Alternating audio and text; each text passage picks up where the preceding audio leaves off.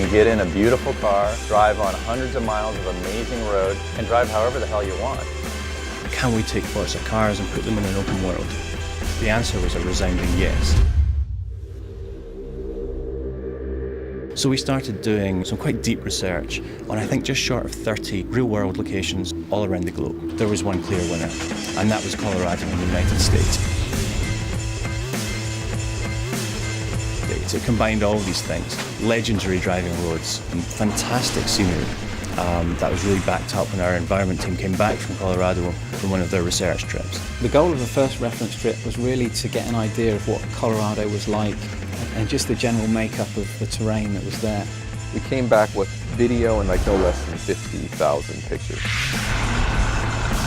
Our goal always was to build our own take on Colorado.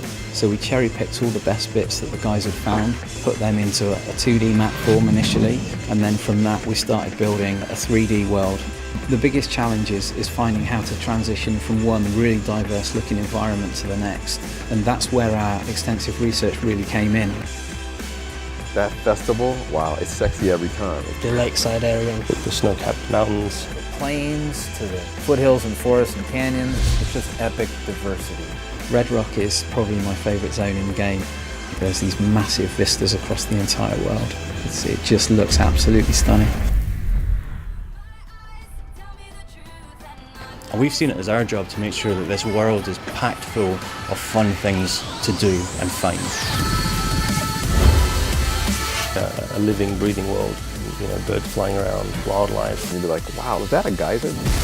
There's always something new, a new race, a barn find. Extremely rare cars that have been sort of languishing in the barn, collecting dust, and you can have it restored back to its former glory. The experience is really big. It doesn't get repetitive.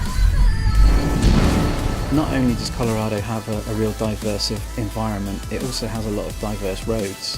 From interstates right up to winding, perilous mountain roads. There's a lot more sweeping turns, elevation changes. The typical sort of long straight road that seems to go on forever. If you're a drift guy, wow, that's the perfect spot for you in that world. It really has the full diversity of driving experiences. The really cool thing about the AI is the festival drivers which you encounter out on the roads of Colorado as well. These are other drivers like you who are just hooligans. They're out there tearing the road up. You catch a Koenigsegg or something, you're like, okay, I'm gonna beat this guy this time. And you hit X to challenge that guy, that route pops up, you have no idea where it's gonna be. It's different every time. And you can go right, you can go left. You might have seen a shortcut, and the AI will take those shortcuts as well. You miss a turn and hit a dirt road and smash through a fence and come flying out the other side and suddenly be ahead of the guy that you were behind.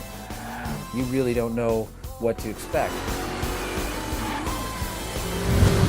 It's kind of like discovering your cars all over again. Falling in love with the same car you may have enjoyed in Forza Motorsport 4 is an entirely different beast out on the open highway.